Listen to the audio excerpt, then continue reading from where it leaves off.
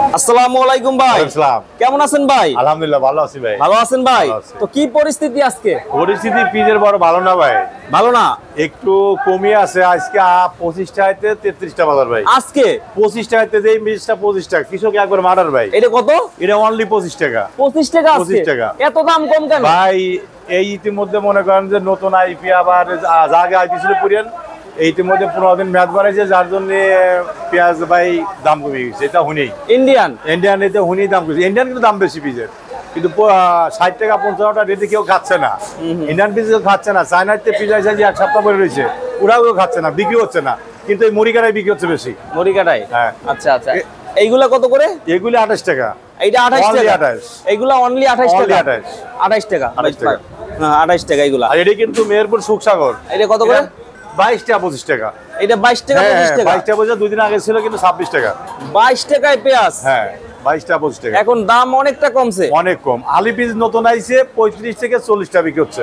আলি পেঁয়াজ কিছু আশা দিছে? আলি পিস আসতেছে, আইজো মার্কেট ঢুকছিল 35 থেকে 40 টাকা বাজার আজকের বাজারে। আজকের বাজার। তো এখন কৃষক ভাইদের কি খবর? এখন কৃষকের যদি পিজের বাজারটা আলি পিস মুড়ি কাটা তো যা আবার হয়ে গেছে, কান্নাকাটি তো করে আর বাঁচলাম না।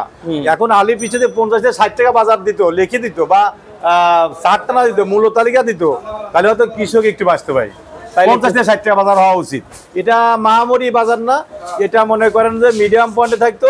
মধ্যবিত্তি বা কোনো যারা পিস লাগায় নাই, ক্রেতাদের বা কিনে খাবে যারা, ওদেরও কিন্তু ভালো হইতো। এই 50-60 টাকা বাজার থাকলে পারে কৃষক একটু বাঁচবে ভাই।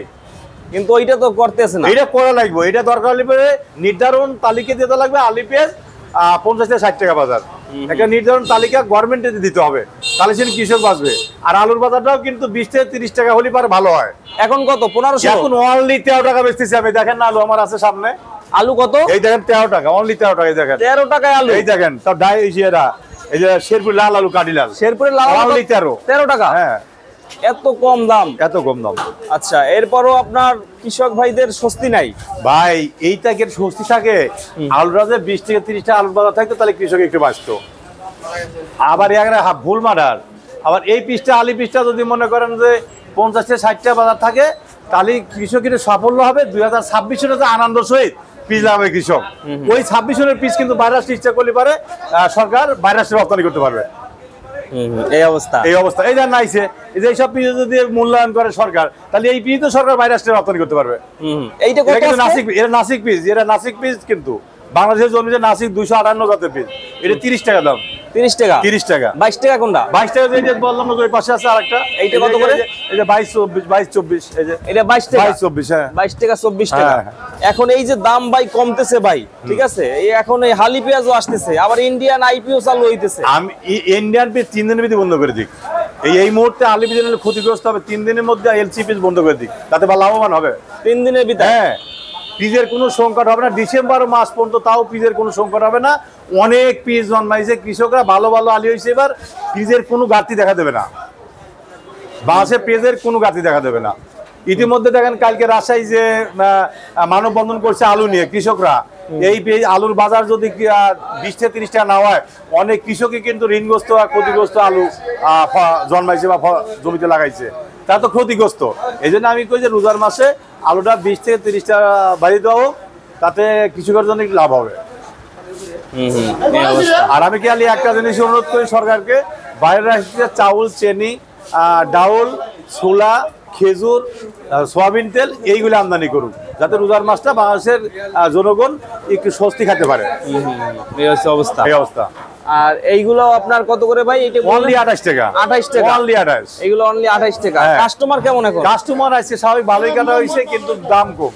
পিসের দাম কম।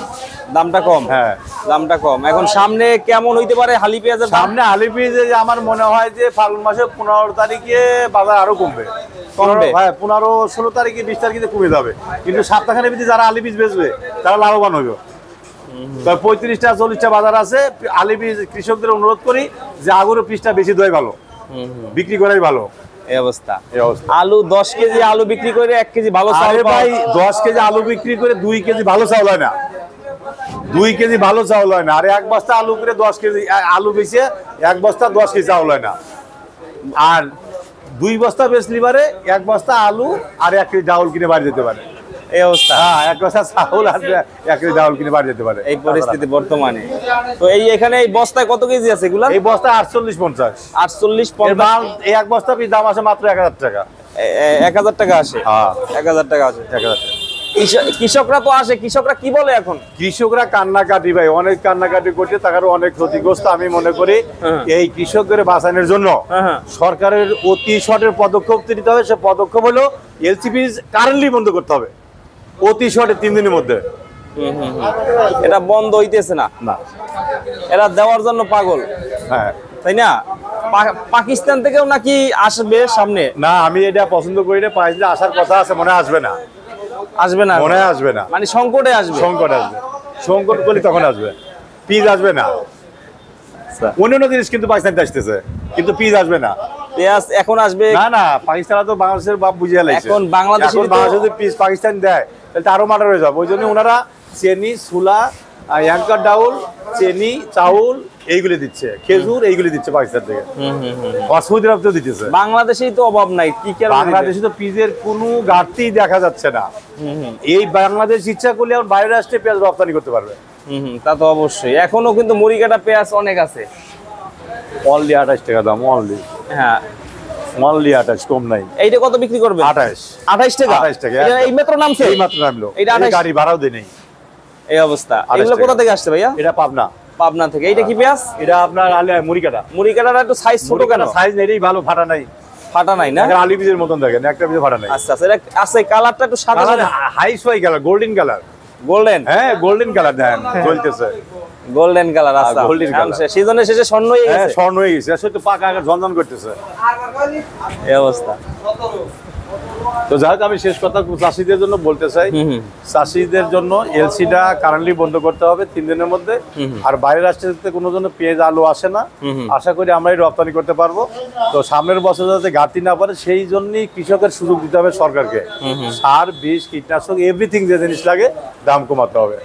আর আমার কন্ট্যাক্ট নাম্বারটা দিয়ে দেই, মেসার্স আহসান ট্রেডার্স, শ্যামবাজার অগ্রিমার্কের সামনে। আমি জোয়ারদার আক্কাস ভাই, 01721 382612। এই নাম্বারে যোগাযোগ করলে আমাকে পাওয়া যাবে। 01721 382612। হ্যাঁ, আচ্ছা ঠিক আছে। দর্শক বন্ধুরা, আপনারা এই নম্বরে কল দিলে কিন্তু ভাইকে পাবেন। আর হালি পেঁয়াজ চাইলে কিন্তু ভাইয়া দেন। আলি আসবে, আমার অতি শর্টে আলি চলে আসবে। আচ্ছা আচ্ছা, আরো মনে হয় 40 আলি বেচলাম, 35-40 টাকা আজকে না? আজকের বাজারে 35-38 টাকা বেশি, 40 টাকা কম। 40 টাকা কম। হ্যাঁ, তো ঠিক আছে, 35-38 টাকা বেশি। ঠিক আছে ভাই, ধন্যবাদ। আসসালামু আলাইকুম। ধন্যবাদ। ওয়ালাইকুম আসসালাম। তো বন্ধুরা, এই ছিল আজকে আমাদের পুরো ভিডিওটি। এরকমের ভিডিওগুলো পেতে অবশ্যই আমাদের ইউটিউব চ্যানেলটি সাবস্ক্রাইব করে রাখবেন। ফেসবুক থেকে যারা দেখতেছেন ফলো দিয়ে রাখবেন। তো বন্ধুরা, সকলে ভালো থাকবেন। আসসালামু আলাইকুম।